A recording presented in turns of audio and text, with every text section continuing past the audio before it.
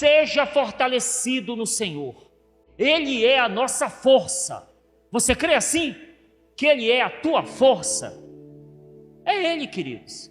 Não se depender de nós apenas da nossa estrutura limitada, estrutura falha, limitada, é o Senhor. Diga, é o Senhor. Amém? Efésios 6:10 diz assim: então finalmente fortaleçam-se no Senhor e no seu forte poder. Efésios 6:10. Fortaleçam-se nele. Ele é a fonte de toda a força que precisamos. Você crê assim? Então, se estamos fracos, entendamos, é o Senhor que é a minha força. É o Senhor, e Ele vai me fortalecer sempre que eu precisar. E há alguns pontos aqui que eu quero trabalhar com os irmãos, alguns pontos que vão nos levar a recebermos esse fortalecimento no Senhor. E o primeiro ponto, aqui indo direto aqui logo, para eu não ficar dando voltas, é reconhecendo que Deus é aquele que renova nossas forças. É o primeiro ponto, e é óbvio isso, é muito óbvio. Se Ele é a minha força, é Ele que vai me fortalecer, obviamente. Mas às vezes parece que não é óbvio dessa forma, parece que não é, porque a gente fica ali, às vezes, né?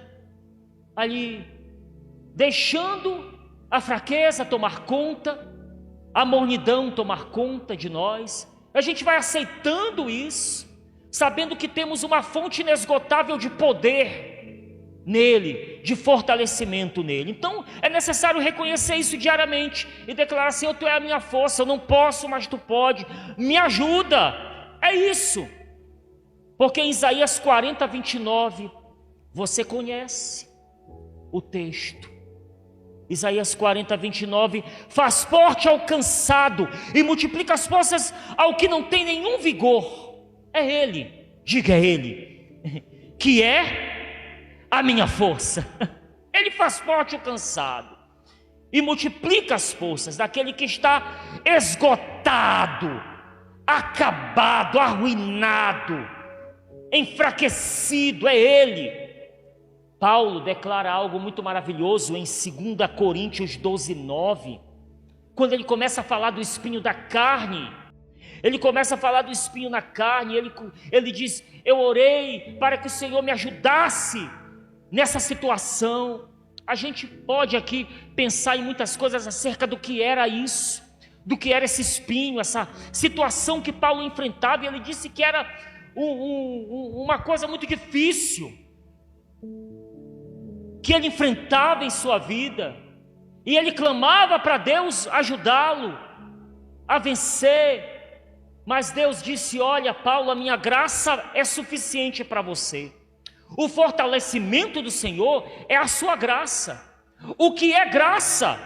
Graça é toda a condição que temos em Deus, é tudo aquilo que Deus nos oferece, é a sua graça. Tudo aquilo que podemos acessar em Deus, que Ele libera sobre nós, a condição para permanecer firme, para vencer o pecado, é graça do Senhor, é graça. E Deus falou para eles: a minha graça te é suficiente. E Ele declara aqui: mas Ele me disse, minha graça é suficiente para você, Paulo, pois o meu poder se aperfeiçoa na fraqueza. Portanto, eu me gloriarei ainda mais alegremente em minhas fraquezas, para que o poder de Cristo repouse em mim. É muito interessante entendermos aqui que Paulo não está dizendo que ele se alegra nas fraquezas, no sentido assim, de se acomodar nas coisas que estão erradas na nossa vida, nos acomodarmos, né? Com o pecado, com isso ou aquilo. Não é isso. Paulo está dizendo aqui que eu me alegro nisso. Não, ele está dizendo no sentido, porque ele tem um ponto de vista correto em relação a isso. Ele fala: rapaz, eu sou fraco, eu sou limitado, eu tenho defeitos, eu tenho dificuldades, como qualquer outro ser humano. E por ter essas limitações, eu passo a depender totalmente da graça dele. E aí, reconhecendo que sou limitado, que sou fraco, que preciso dele, ele vem e me fortalece e me dá a condição para caminhar, mesmo em meio às adversidades, às dificuldades da minha alma, as minhas limitações. Vocês estão entendendo, queridos? Amém? O poder dele é aperfeiçoado em mim, é ajustado em mim, quando eu declaro para ele: Senhor, preciso de ti. Porque ele não vai liberar fortalecimento e graça sobre aqueles que declaram que não precisam. É óbvio, o Senhor fortalece os cansados. Você está cansado hoje aqui, meu irmão? Então você é alvo da graça do Senhor, é alvo do fortalecimento dele. Você está abatido, está cabisbaixo, o dia não foi fácil, há situações a serem enfrentadas no decorrer da semana, talvez a ansiedade está te perturbando. Aí nós declaramos, quando estamos assim ao Senhor: Senhor, me ajuda, preciso, sou limitado, tenho espinhos na minha carne, me ajuda. Opa, se prepara, que vai vir graça abundante e fortalecimento, a condição necessária para você continuar, toda a condição necessária que você precisa para continuar, eu lhe darei, diz o Senhor. Amém, queridos? Esse é o nosso Deus. Paulo declara isso com muita confiança. Isaías 41:13, estou citando aqui alguns versículos para dar base. Isaías 41:13, porque eu, o Senhor teu Deus, te seguro pela mão direita e te digo: não temas, eu te ajudo. Ah, queridos, ele é a nossa força, amém? É ele que nos faz vencer gigantes, aleluia. É o Senhor que nos faz derrotar gigantes todos os dias. Todos os dias. Ele nos faz, Ele nos dá músculos espirituais. Músculos espirituais. Você fica, né? Como é que diz quando a pessoa... shapeado. Né? Espiritualmente, quando o Senhor vem sobre ti e te renova. Porque você reconhece que Ele é tudo para você. Davi fazia muito isso.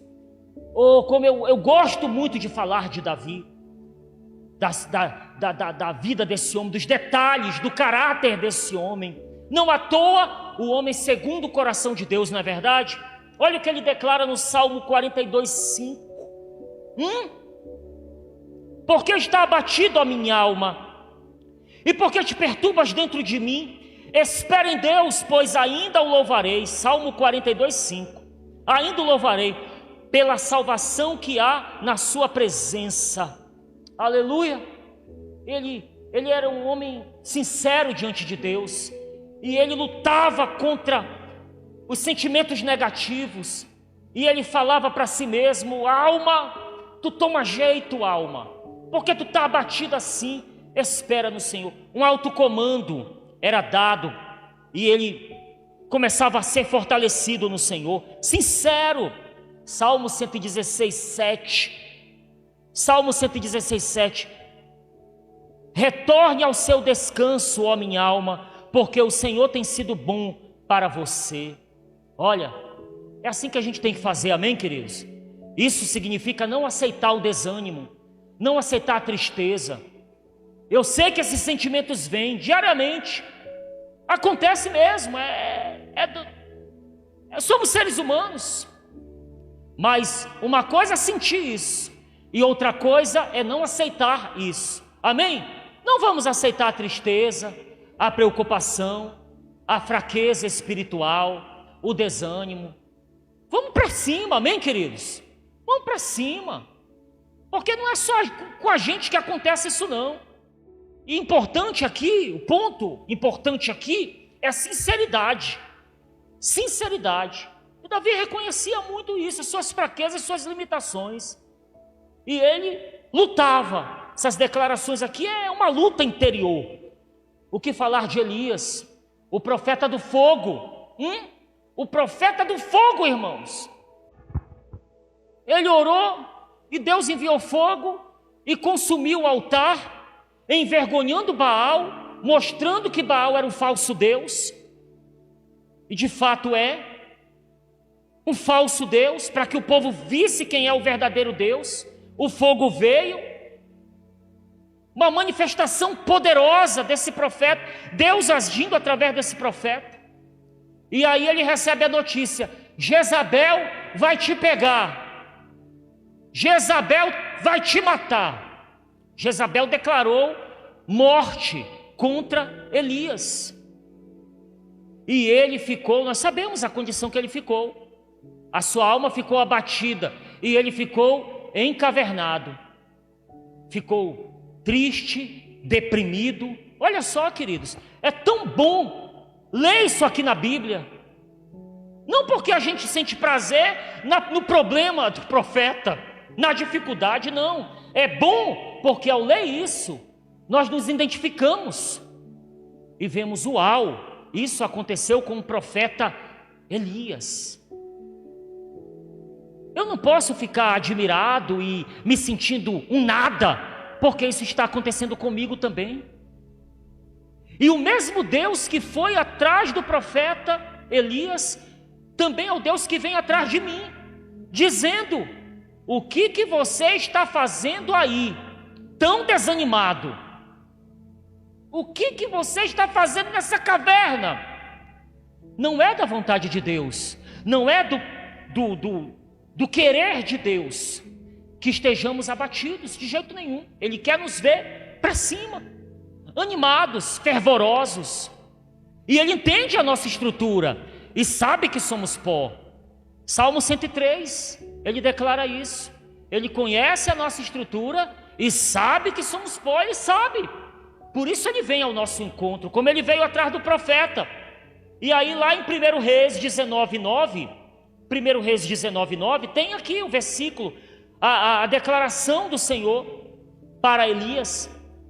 Ali entrou em uma caverna e passou a noite, e a palavra do Senhor veio a ele, e o Senhor perguntou: o que você está fazendo aqui, Elias, nessa caverna? O que você está fazendo assim, tão abatido? Por que você está nesse estado de depressão? Não! Anima-te, aleluia! Fortaleça-te, aleluia! E o profeta começou a desabafar. É importante desabafar nesses momentos. Abrir o coração, amém, queridos? Ninguém aqui tem um S no peito e uma capa, né? Ninguém aqui. Não somos super. O Senhor é super. E é Ele que é a nossa força, e é Ele que nos fortalece. E o profeta desabafou: eu estou triste, Senhor. Eu estou com medo, estou desanimado, porque Jezabel quer cancelar meu CPF. Ela disse que vai cancelar. Eu estou aqui, estou sozinho. Todos se foram. Eu sou o único. Olha só como ele estava enganado. Porque Deus falou para ele: tu não está sozinho. Ainda tem 7.000 que está na mesma situação, sendo perseguido por Jezabel. Assim como você, que não se dobraram diante de Baal, estão sendo perseguidos também. O grande problema nosso, queridos, é que a gente pensa que é só a gente que passa por bronca na vida. É só aquele lamento chato. Ai, como eu sofro. Aquela coisa, lambendo as próprias feridas. Pelo amor de Deus, Deus não nos quer assim, encavernados, não. Há muitas pessoas com problemas maiores que o nosso, querido. Você está achando que é só você que passa por problemas? Quando você estiver achando que é só você que passa por problemas, faz uma visita ali no Secom. Faz uma visita ali no Secom. Eu tenho tido a oportunidade de ir muito no Secom esses tempos agora. Eu tenho acompanhado o filho de uma amiga minha que está lutando contra essa doença. E aí eu olho para aquelas pessoas, ala pediátrica do SECOM. Dá um pulinho lá na área pediátrica do SECOM. Aí eu olho para aquelas crianças, aquelas mães, aqueles pais. Tive a oportunidade de conversar com alguns, orar com alguns, orar por aquelas crianças lá. E quando eu olho para o olhar daqueles pais, a gente está falando de fortalecimento, que é graça do Senhor. Quando eu olho para o olhar daquelas mães, uma mãe lá que o filho estava com um tumor que já aqui no pescoço, desse tamanho, e a criança já não escutava mais, e já estava afetando a visão. E eu olhar para o olhar daquela mãe e ver graça do Senhor ali. Uma força sobrenatural havia no olhar daquelas mães ali. Há no olhar daquelas mães. Aí eu penso, meu Deus, eu penso que tenho problemas. Sim, tenho, mas comparado a esses, meu Deus. Meus filhos, graças a Deus, estão com saúde em casa. Que situação difícil. Mas o Senhor, Ele ampara os aflitos. O Senhor, Ele sustenta os que estão em situações difíceis, os quebrantados. Ele está com aquelas mães ali, com aqueles pais ali. Ele está presente. E a gente vê a força do Senhor no olhar deles. Então a gente tem que parar, sabe, de, como Elias, achar que é só a gente. Eu estou sozinho, ninguém liga para mim. Aí Deus falou, tu não está só não, cara. E não acabou não. Sai dessa caverna agora. Porque tu ainda vai ungir um rei. Tu ainda vai fazer um discípulo. E tem coisa ainda para acontecer. Não acabou. O que tu fazes aí? Com certeza Deus pergunta sempre para nós. Quando nós estamos ali, acomodados no desânimo. O que tu fazes assim, acomodado desse jeito? Nessa frieza, nessa tristeza, nessa depressão. Mas Ele é misericordioso e vem nos animar, amém? E nos fortalecer. Você crê que é assim que funciona, amém? Eu creio também, irmãos, eu creio. Então reconhecer que o Senhor é a nossa força. E reconhecendo que o Senhor é a nossa força, nós estamos também declarando que reconhecemos o nosso estado. É o segundo ponto aqui. Primeiro ponto, reconhecendo que o Senhor é quem renova nossas forças. E o primeiro ponto é esse. O segundo ponto é reconhecendo o nosso estado, como Davi fez. Davi chegava e jogava limpo e dizia: Senhor, estou abatido. Olha o que ele fala no Salmo 119, versículo 107. Estou aflitíssimo, vivifica-me, Senhor, segundo a tua palavra. Que coisa linda, amém, queridos? Olha só, um coração aflito se declarando para o Senhor. Aí o Senhor vem, rapaz, é isso que eu quero ouvir. Sinceridade.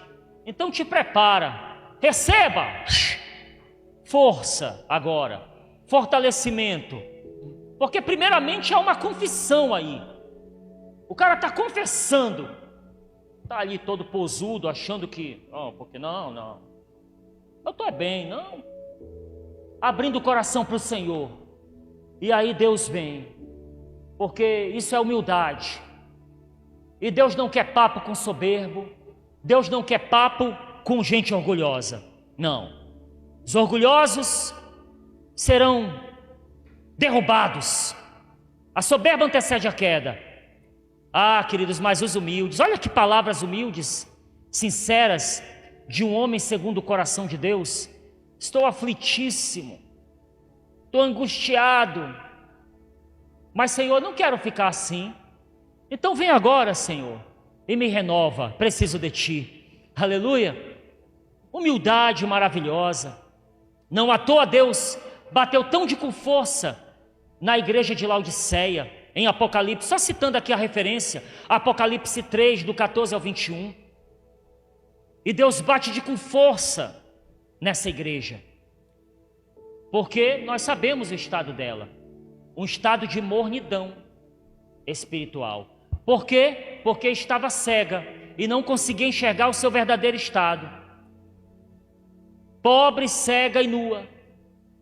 E Deus aconselhou: compra colírio, para ver se tu enxerga. Porque o soberbo, ele não enxerga um palmo diante do nariz. O soberbo está cego. O duro de coração está cego, ele não enxerga o que Deus quer revelar para ele. Ele não enxerga, está na cara dele, mas ele não quer olhar. Então põe um colíriozinho aí do Senhor nos olhos, para contemplar o real estado, olhar para nossas misérias, olhar para nossas debilidades, nossas fraquezas, reconhecer quem somos diante do Senhor e declarar: preciso de Ti, meu Deus. E aí o Senhor vem, com certeza. Aleluia, queridos, amém? Essa humildade, essa declaração, esse reconhecimento do nosso estado para Deus: Senhor, estou aqui, me ajuda, preciso de Ti. Os soberbos jamais serão fortalecidos em Deus, jamais. E em 1 Pedro 5,6 temos escrito: humilhai-vos, pois, debaixo da poderosa mão de Deus, para que Ele vos exalte no tempo oportuno. Aleluia. Último ponto acerca de ser fortalecido: primeiro, reconhecer que o Senhor é a nossa força. Segundo, reconhecer o nosso estado de fraqueza. E terceiro, mantendo a fé nas promessas, sempre crendo no que Ele declarou para nós. Aleluia. Nunca te abandonarei, jamais te deixarei. Crê no Senhor Jesus, será salva tu e tua casa. Promessas, várias e várias, que temos que tomar posse todo dia. Não, peraí, está acontecendo isso, mas o Senhor diz. Tá, essa situação, mas o Senhor prometeu. Amém? Está tudo registrado, é só tomar posse, é só crer. É isso, não tem nada complicado. É simples, é um exercício espiritual, essa questão da fé, de acreditar constantemente. Em Lucas 24, do 13 ao 35, os discípulos a caminho de Emaús, só citando aqui a referência, você conhece, que eles estavam entristecidos, porque deixaram de crer na promessa. Eles esqueceram que a história iria além da crucificação, que a história ia além da morte de Jesus. Eles pensaram que tinha acabado ali.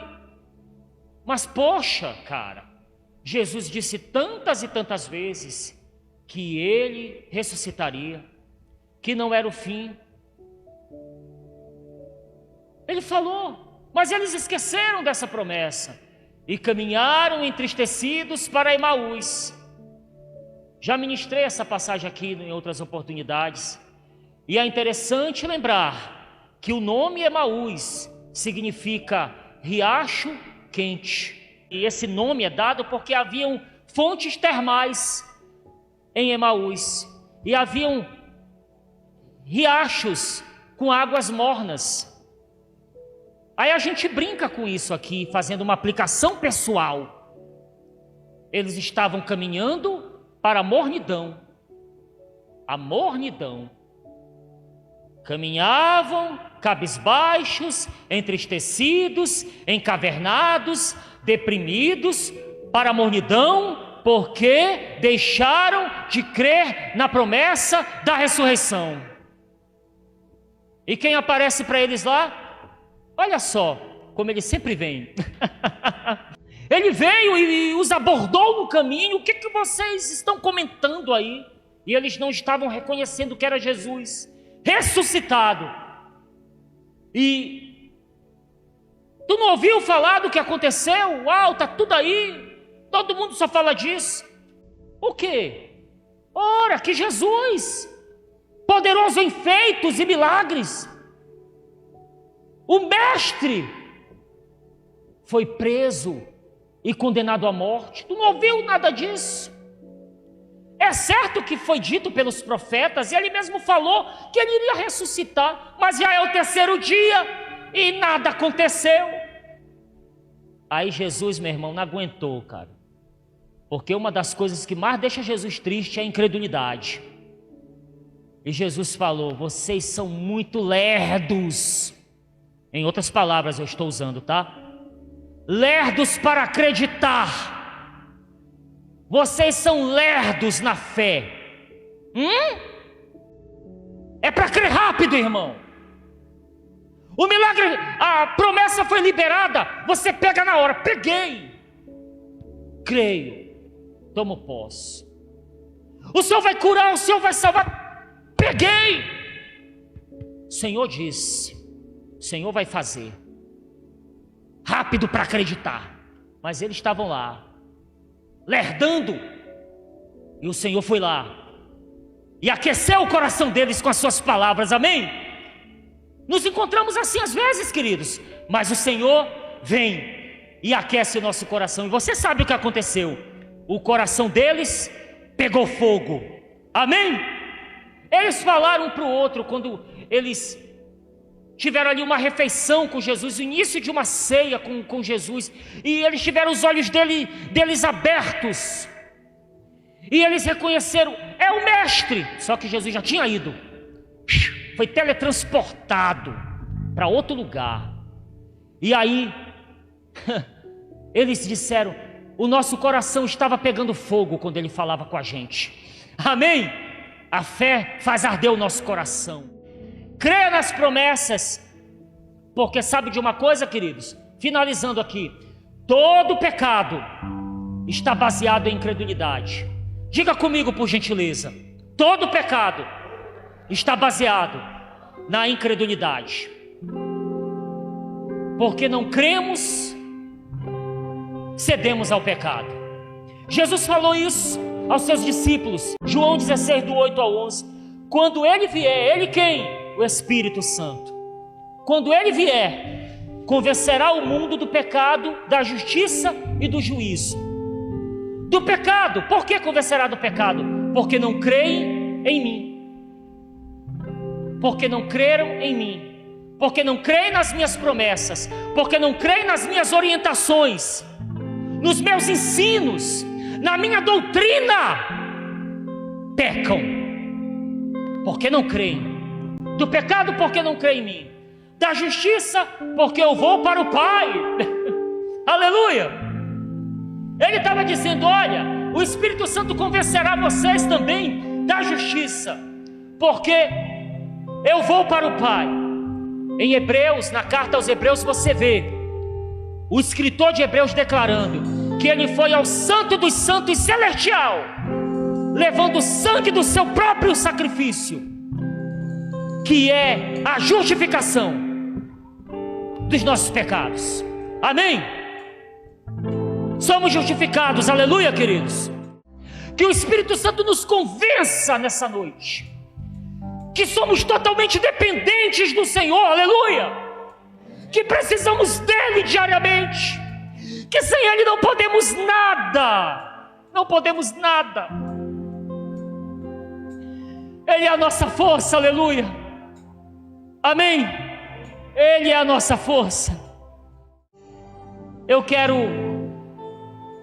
encerrar lendo o que está escrito em Isaías 40, do 28 ao 31. Escuta. Não sabes, não ouviste que o eterno Deus, o Senhor, o Criador dos fins da terra, nem se cansa nem se fatiga, não se pode esquadrinhar o seu entendimento, faz forte ao cansado e multiplica as forças ao que não tem nenhum vigor. Os jovens se cansam e se fatigam, e os moços de exaustos caem, mas os que esperam no Senhor renovam as suas forças, sobem com asas como águias, correm e não se cansam, caminham e não se fatigam. Aleluia! O Senhor é a tua força dia após dia. Ele te faz forte para continuar diariamente na fé, na caminhada, fazendo a sua obra, testemunhando do seu amor aos perdidos. E a gente deixa de olhar para nós mesmos, no sentido assim de ficarmos nos vitimizando e achando que somos os coitadinhos.